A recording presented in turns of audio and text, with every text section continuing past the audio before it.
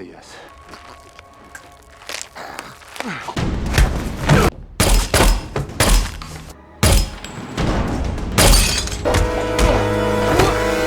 La historia comienza con Christian Wolf, un niño en un centro especializado que está completamente absorto, armando un rompecabezas gigante boca abajo, guiándose solo por la forma de las piezas. Mientras tanto, un especialista les explica a los padres el diagnóstico. Christian tiene autismo y una hipersensibilidad extrema a los estímulos del entorno. La madre quiere dejarlo en el centro para protegerlo y buscar ayuda médica, pero el padre, un estricto militar, se niega rotundamente. Su filosofía es cruda, el mundo exterior es hostil, y si Christian no aprende a soportar el dolor y a defenderse, la sociedad lo va a devorar.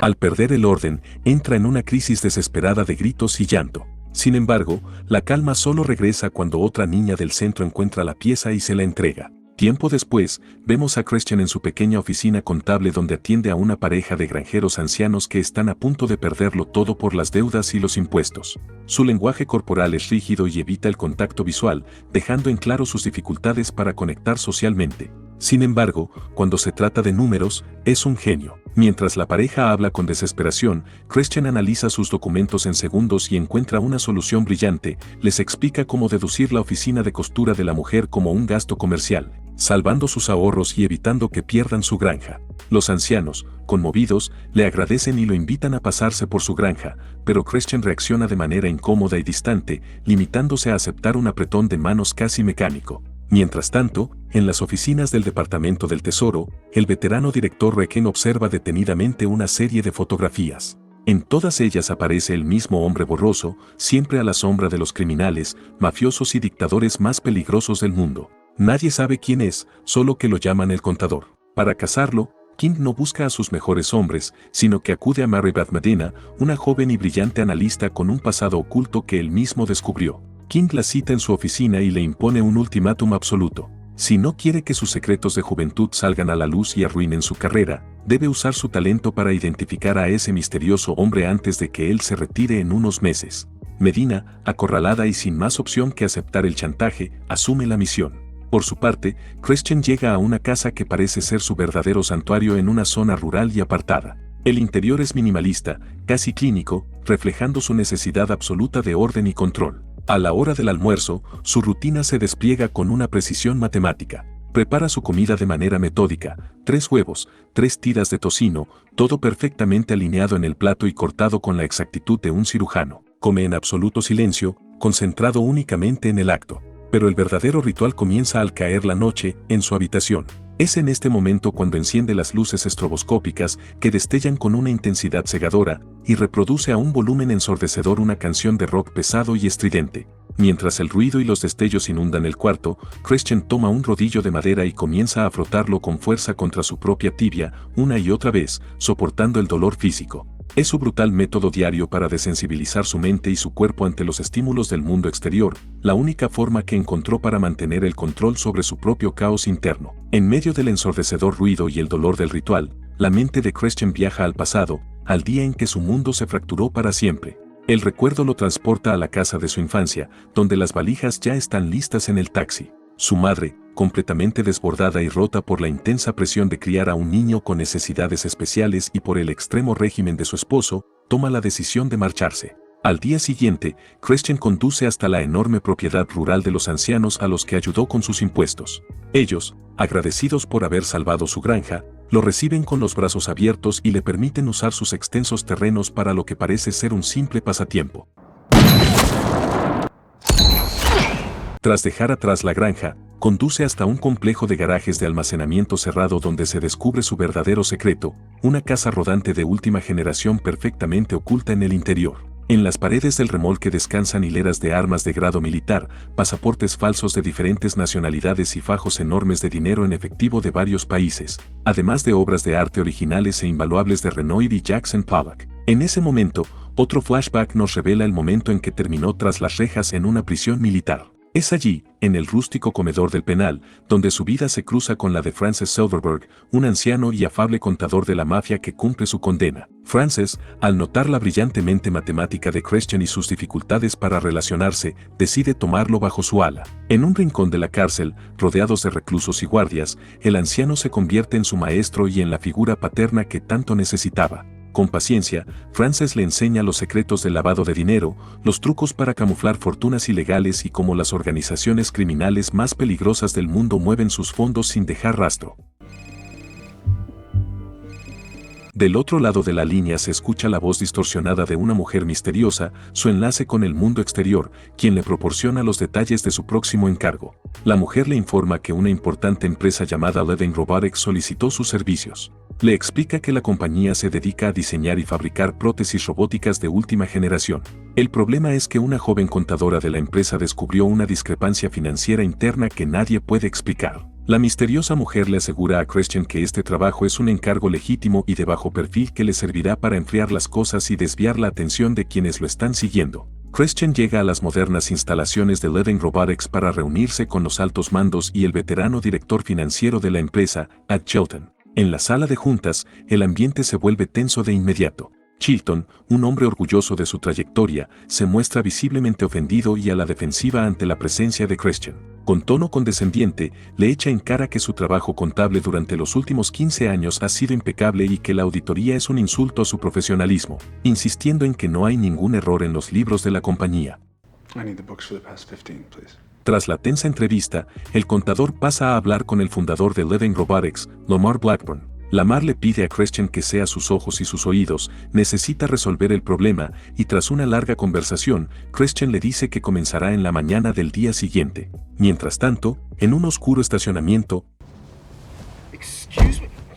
en ese momento, Brax entra en escena, un mercenario calculador y carismático que desborda una energía amenazante. Brax forma parte de un poderoso departamento de seguridad privada y le hace entender al empresario que sus decisiones financieras afectaron a la gente equivocada. Luego de dejarle en claro que debe retirarse de sus acciones, porque sufrirá las consecuencias, Brax lo abandona. A la mañana siguiente, Christian ingresa a la sala de conferencias de la empresa, donde se encuentra con una sorpresa. Dana, la joven contadora que descubrió el fraude, se quedó dormida sobre la mesa. Cuando Dana finalmente abre los ojos y se asusta al verlo allí parado, Christian no pierde el tiempo en cortesías ni charlas casuales, de inmediato se pone a trabajar, ignorando las dinámicas sociales y enfocándose únicamente en el mar de documentos. Por su parte, la agente Medina continúa con su investigación y encuentra un patrón en los nombres falsos que el misterioso contador utiliza, todos son matemáticos. Rápidamente se contacta con el Departamento de Seguridad Nacional para cruzar datos, y desde allí le responden que luego de encontrar una coincidencia tienen un video del contador en acción. Con una velocidad y precisión aterradoras, elimina a 9 criminales uno a uno en cuestión de segundos usando las armas de ellos. Mientras tanto, Christian continúa sumergido en el caos de los papeles, ajeno al cansancio. Sus marcadores se mueven a toda velocidad por las paredes vidriadas, conectando fechas, transferencias y empresas fantasma en un mapa numérico monumental. De repente, la frenética actividad de su mano se detiene en seco, su mirada se clava en un punto específico del vidrio. Conectando los hilos de los últimos 15 años, Christian localiza el patrón exacto del desfalco. Descubre la millonaria suma de dinero que falta y cómo fue desviada sistemáticamente de las cuentas de la empresa hacia Sloat Manufacturing. Dana le revela que ella firmó esos cheques. Ed. En ese momento, Rita los interrumpe y le pide a Christian que le revele qué es lo que encontró. 61,679,000. Rita le pide que suponga quién lo hizo, pero Christian no trabaja así, se lo dirá cuando termine el informe. Al caer la noche, Ed Chilton se levanta en la madrugada para buscar algo en la heladera. Hey Ed, Brax se sienta frente al aterrorizado ejecutivo y con su habitual y perturbadora calma, le presenta un panorama sombrío.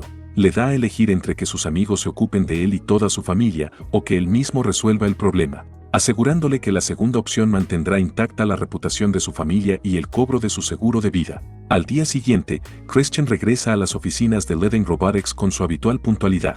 Sin embargo, al llegar a la sala de cristal, observa cómo varios empleados de la empresa están borrando frenéticamente sus anotaciones en las paredes y vaciando las cajas con los documentos que él había clasificado. En ese momento, el presidente de la compañía se le acerca para comunicarle de manera fría que la auditoría fue cancelada de forma abrupta debido al aparente y trágico final del director financiero, Ed Shelton. La noticia genera un cortocircuito inmediato en la mente de Christian. Para él, el dinero no importa, dejar un rompecabezas incompleto a solo unos pasos de terminarlo es algo que su cerebro simplemente no puede procesar. Dana intenta acercarse a él y le pregunta si cree que fue responsabilidad de ellos lo que sucedió, pero Christian está absorto en sus pensamientos y la ignora. De inmediato, se refugia en su casa para activar su mecanismo de defensa, enciende las luces estroboscópicas que empiezan a destellar con esa intensidad cegadora, y reproduce la música de rock pesado a un volumen ensordecedor para aislarse del mundo exterior. Para continuar procesando el no poder terminar su tarea, se acerca a la granja de los ancianos para distraerse practicando con su arma. En ese momento, otro flashback nos lleva al pasado de Christian, donde entrena junto a su hermano menor revelando el origen de su letalidad. Call the bookkeeper in. Los hombres de Brax llegan a la granja de los ancianos con un objetivo claro: emboscar y eliminar a Christian para enterrar definitivamente cualquier cabo suelto de la auditoría. El mercenario restante intenta llevar a los ancianos hacia su vehículo. Sin otra opción, los tres salen en la camioneta del granjero, pero el contador no los dejará escapar tan fácilmente.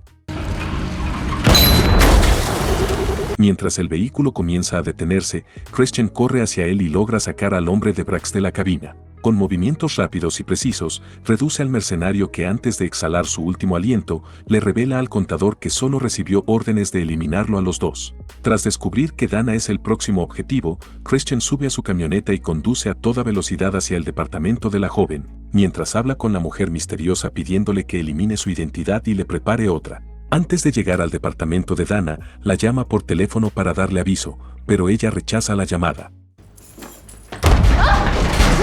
La contadora logra librarse de los mercenarios y se encierra en su baño, mientras Christian finalmente llega al edificio. Luego de reducir a uno de los guardias, mientras Dana lucha por su vida, el contador entra en el departamento para salvarla.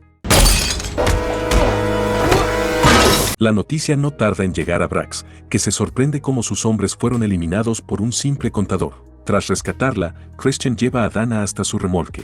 La joven contadora le dice que no puede abandonar su vida y huir, deben ir con la policía. Pero Christian le advierte que las autoridades no pueden protegerla de quienes los buscan. Con los ojos abiertos de par en par, Dana contempla el arsenal de grado militar, las pilas de dinero en efectivo de varios países y los pasaportes falsos. Pero lo que más la impacta es ver las invaluables obras de arte de Renoir y Jackson Pollock. Christian, ignorando la estupefacción de la joven, se mueve con total normalidad en su entorno perfectamente simétrico y al terminar de recoger su equipaje, continúan en busca de un lugar seguro. Mientras tanto, la agente Medina sigue su instinto e investiga aquellos alias que el contador utiliza. A través de ese hilo conductor y rastreando las declaraciones de impuestos de esos nombres ficticios, Medina logra ubicar la pequeña oficina contable en Plainfield, Illinois, que Christian usa como su base de operaciones legítima. Tras dejar el remolque, Christian traslada a Dana a un lujoso hotel para mantenerla a salvo y fuera del radar de los mercenarios. En este espacio más tranquilo, se genera un momento de intimidad donde la barrera que Christian pone a las personas baja un poco. Es aquí donde conversan y él se abre de manera honesta sobre su autismo y cómo procesa el mundo, explicándole su incontrolable necesidad de terminar las tareas que empieza y por qué los ruidos fuertes o el desorden lo abruman. Dana lo escucha con genuina empatía, logrando una conexión humana que pocas personas han tenido con él. Y cuando se dispone a besarlo, Crazy Eddie in the Panama Pump. Christian, al recordar un viejo caso de estafa, se da cuenta de que el fraude de Living Robotics no era un robo común para empobrecer a la empresa, sino una elaborada estrategia de inflación de activos. El dinero que faltaba no había sido robado para desaparecer, sino que estaba siendo reinyectado en la propia empresa a través de filiales falsas. El objetivo real de esta maniobra es inflar de forma artificial el valor de Living Robotics para que parezca mucho más rentable de lo que es, aumentando masivamente el precio de sus acciones antes de salir a la bolsa. Rita's taking Living Robotics public. Pero todavía queda una pregunta: ¿por qué Rita contrató a Christian si sabía que iba a ser descubierta? En busca de respuestas, el contador decide ir hacia la casa de la empresaria, pero al llegar, observa a Brax saliendo del lugar. Christian decide seguir al mercenario, que rápidamente se da cuenta que alguien camina tras sus pasos.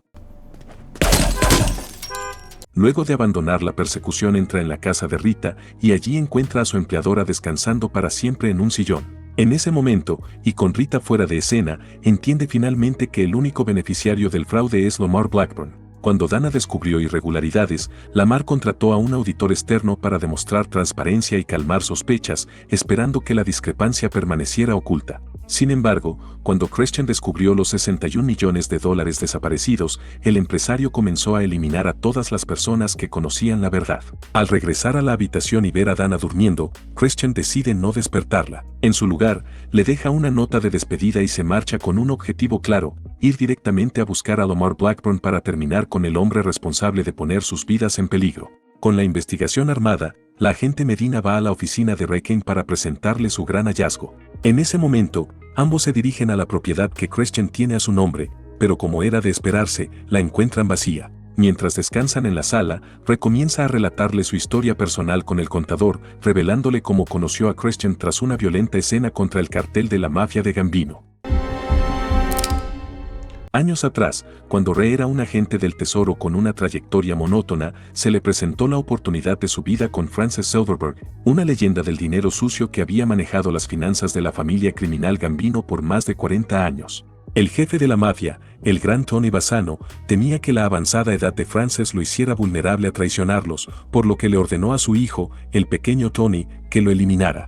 El plan falló. Frances logró escapar y se convirtió en informante federal a cambio de protección, una pista dorada que Raken admitió haber ignorado por completo. Al ser liberado de prisión, Frances perdió la protección que el gobierno le había prometido. El pequeño Tony no falló esta vez, lo capturó en cuestión de horas y en un sucio sótano del Bronx, se deshizo de él. Consumido por la culpa de no haber protegido a su informante, Ray se ofreció como voluntario en un grupo de trabajo y pasó meses en una camioneta de vigilancia afuera del restaurante de la mafia, buscando pruebas contra los asesinos de Frances.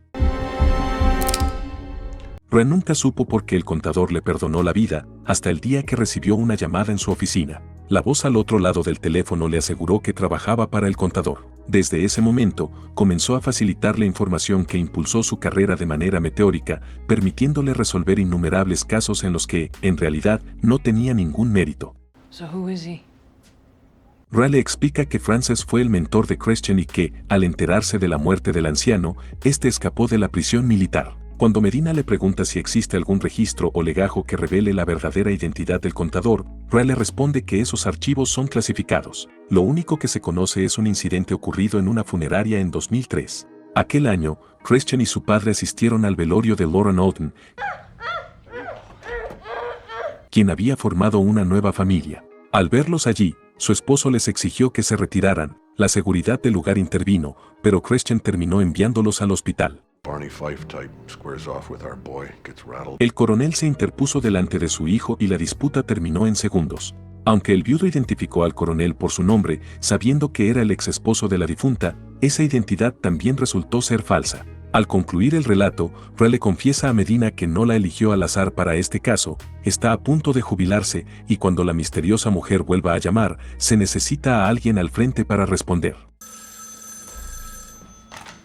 Finalmente, a pesar de sus dilemas morales, Medina atiende la llamada de la mujer misteriosa, quien le provee toda la información sobre el fraude de Lamar Blackburn en Levin Robotics. Mientras tanto, Brax despliega a sus hombres por toda la mansión de Lamar a la espera del contador. Al intentar comunicarse con su francotirador, el silencio les confirma que Christian ya ha llegado al lugar. La tensión escala rápidamente cuando el contador comienza a abrir fuego con su rifle hacia las ventanas de la propiedad. En cuanto los disparos cesan, Brax ordena a sus hombres salir a cazar al intruso, mientras él permanece en el interior vigilando las cámaras de seguridad. Los mercenarios intentan cegar al atacante utilizando humo, pero la cortina no es rival para las habilidades de Christian.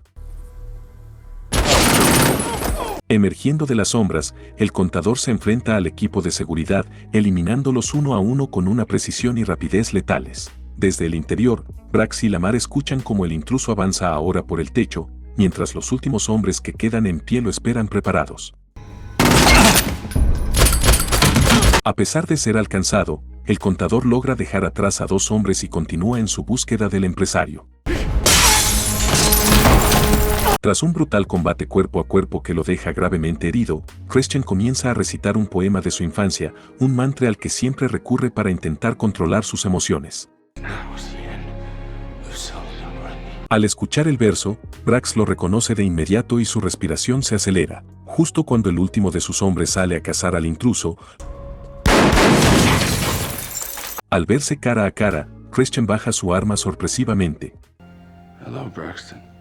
Es en ese momento cuando Braxton le revela a su hermano que ha estado buscándolo durante 10 años, reprochándole su fría falta de emoción ante el reencuentro. Christian, imperturbable, solo le pide que se vaya porque debe terminar su trabajo.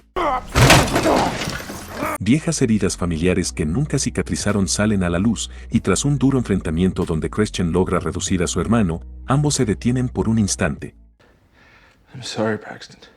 Braxton le pregunta si alguna vez pensó en él, el contador le confiesa que sabía exactamente dónde estaba, pero que no lo contactó para protegerlo de la peligrosidad de sus clientes. Con ironía, Braxton le responde que él mismo se consideraba un hombre bastante peligroso. Well, you've made improvements.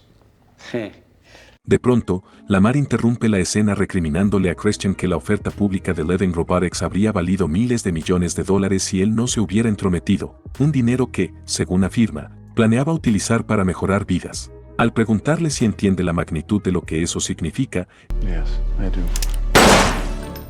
tras concluir su trabajo, Christian se despide finalmente de su hermano, sellando la promesa de volver a encontrarse en unas semanas. Por su parte, Medina y Ra logran resolver el caso de fraude de Levin Robotics utilizando información privilegiada, y la agente acepta ocupar el puesto de Ra en el Departamento del Tesoro. Finalmente, la historia nos revela la verdadera identidad de la misteriosa mujer detrás del teléfono. Se trata de aquella niña que, en su infancia, ayudó a Christian a terminar el rompecabezas en el Harvard Neuroscience Institute, la institución que el contador asistió junto a sus padres y que ahora recibe constantes donaciones de su parte. Ella es quien, desde el anonimato, trabaja codo a codo con nuestro protagonista. Hello, Dreamboat. Shall we chat?